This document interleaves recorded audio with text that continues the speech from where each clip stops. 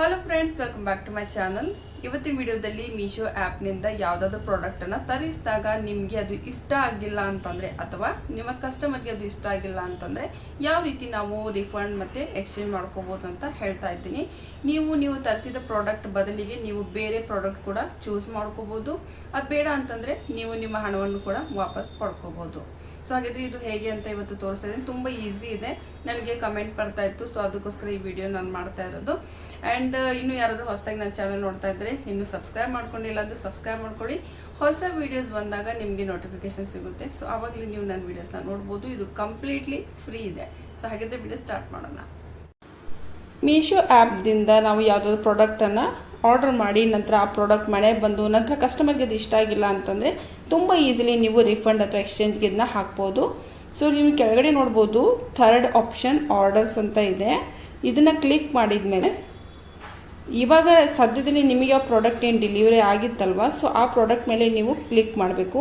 So ಇಲ್ಲೇ ಅದು star ಕೇಳ್ತಾ ಇದೆ, ನೀವು ರೇಟ್ ಯುವರ್ ಸ್ಟಾರ್ ಅಂತ ಕೂಡ ನೀವು ಬೇಕಂದರೆ ಕೊಡ್ಬೋದು. ಸೊ ಇಲ್ಲಿ ಕೆಳಗಡೆ ನೋಡಿ ಆರ್ಡರ್ ಟ್ರ್ಯಾಕಿಂಗ್ ಏನು ನಾವು ಮಾಡೋದು ಬೇಡ, ಯಾಕಂದರೆ ಆಲ್ರೆಡಿ ಪ್ರಾಡಕ್ಟ್ ಮನೆಗೆ ಬಂದಾಗಿದೆ. ಸೊ ಅದ್ರ ಕೆಳಗಡೆ ನೋಡಿ ರಿಟರ್ನ್ ಅಥವಾ ಎಕ್ಸ್ಚೇಂಜ್ ಆರ್ಡರ್ ಅಂತ ಬಂದಿದೆ.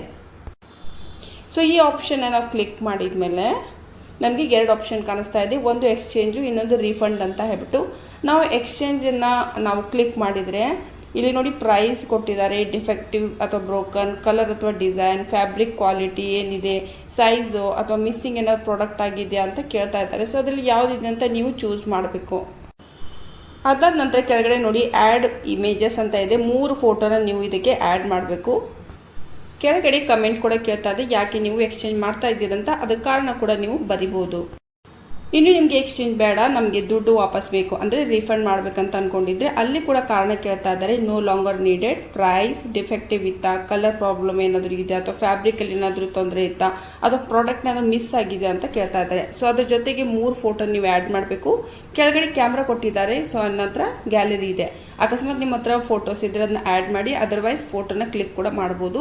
ನಂತರ ಕೆಳಗಡೆ ಕಮೆಂಟ್ ಕೂಡ ನೀವು ಬರೀರಿ ಯಾಕೆ ಅಂತ ಹೇಳಿ. ಆಲ್ರೆಡಿ ನೀವು ಯಾವ ಅಡ್ರೆಸ್ಗೆ ಇದನ್ನು ಡೆಲಿವರಿ ಮಾಡ್ಕೊಂಡಿದ್ದು ಪ್ರಾಡಕ್ಟ್, ಅದೇ ಅಡ್ರೆಸ್ಗೆ ನೀವು ಎಕ್ಸ್ಚೇಂಜ್ ಅಥವಾ ರಿಫಂಡ್ ಮಾಡ್ಕೋತೀನಿ ಅಂದರೆ ಸೊ ಅಡ್ರೆಸ್ನ ಹಾಗೆ ಬಿಡಬೇಕು. ಅದು ಬೇಡ ಬೇರೆ ವಿಳಾಸ ಕೊಡ್ತೀವಿ ಅಂದರೂ ಕೂಡ ನೀವು ಅದನ್ನು ಚೇಂಜ್ ಮಾಡ್ಬೋದು. ತುಂಬಾ ಈಸಿ ಇದೆ. ಮೀಶೋ ಆ್ಯಪ್ನಲ್ಲಿ ನೀವು ಎಕ್ಸ್ಚೇಂಜ್ ಅಥವಾ ರೀಫಂಡ್ ಕೂಡ ತುಂಬ ಈಸಿಲಿ ಮಾಡ್ಕೋಬೋದು. ಸೊ ನೋಡಿದ್ರಲ್ವಾ, ತುಂಬ ಈಸಿ ಇದೆ. ಆರಾಮಾಗಿ ನೀವು ರೀಫಂಡ್ ಮತ್ತು ಎಕ್ಸ್ಚೇಂಜ್ ಕೂಡ ಮಾಡ್ಕೋಬೋದು. ಮೀಶೋ ಆ್ಯಪಲ್ಲಿ ನೀವು ಎಕ್ಸ್ಚೇಂಜ್ ಅಥವಾ ರೀಫಂಡ್ ಮಾಡೋದಕ್ಕೆ ಕೆಲವೊಂದು ರೂಲ್ಸ್ ಇದೆ. ಕಂಪನಿ ಏನು ಹೇಳುತ್ತೆ ಅಂತಂದರೆ 7 ದಿನ ಟೈಮ್ ಇರುತ್ತೆ ನಿಮಗೆ. 7 ದಿನದ ಒಳಗಡೆ ನೀವು ಯಾವುದಾದ್ರು ಪ್ರಾಡಕ್ಟ್ನ ನೀವೇನು ತೊಗೊಂಡಿರ್ತೀರಲ್ವ, ಸೊ ಅದನ್ನು ನೀವು ಕಂಪನಿಗೆ ಜೊತೆಗೆ ನೀವು ಈ ರೀತಿ ಅಪ್ಲೈ ಮಾಡಿಬಿಟ್ಟು ರಿಫಂಡ್ ಅಥವಾ ಎಕ್ಸ್ಚೇಂಜ್ ಮಾಡ್ಕೋಬೋದು. 7 ದಿನ ಆದಮೇಲೆ ಮಾಡ್ಕೊಳ್ಳೋದಕ್ಕೆ ಬರೋದಿಲ್ಲ. ಸೊ ಅದಕ್ಕೋಸ್ಕರ ನಿಮ್ಮ ಕಸ್ಟಮರ್ಗೆ ನೀವು ಮೊದಲೇ ಹೇಳಿರಿ. ಸೊ ಸಪೋಸ್ ಇಷ್ಟ ಆಗಿಲ್ಲ ಅಂದರೆ ಸೊ ಆವಾಗಲೇ ಅಥವಾ ನೆಕ್ಸ್ಟ್ ಡೇನೇ ಹೇಳಿ ಅಂತ ಹೇಳಿ. ಇದರಿಂದ ನಿಮಗೆ ಎಕ್ಸ್ಚೇಂಜ್ ಅಥವಾ ರಿಫಂಡ್ಗೆ ಅಪ್ಲೈ ಮಾಡೋದಕ್ಕೆ ಹೆಲ್ಪ್ ಆಗುತ್ತೆ. ಮತ್ತೊಂದು, ಯಾವ ಪ್ರಾಡಕ್ಟ್ ಏನು ಡೆಲಿವರಿ ಆಗಿರುತ್ತೆ ಅದನ್ನು ಯಾವುದೇ ರೀತಿ ಬಳಸಿದರೆ ಅಥವಾ ಬಳಕೆ ಆಗಿದೆ ಅಂತಂದರೆ ಕಂಪನಿ ಅದನ್ನು ಎಕ್ಸ್ಚೇಂಜ್ ಮಾಡೋದಿಲ್ಲ. ಇದು ಕೇವಲ ಮೀಶೋ ಆ್ಯಪಲ್ಲ, ಪ್ರತಿಯೊಂದು ಕಡೆಯೂ ಇದು ರೂಲ್ಸ್ ಇದ್ದೇ ಇದೆ. ಸೊ ನಾರ್ಮಲಿ ಇದು ಎಲ್ರಿಗೂ ಗೊತ್ತೇ ಇರೋದು.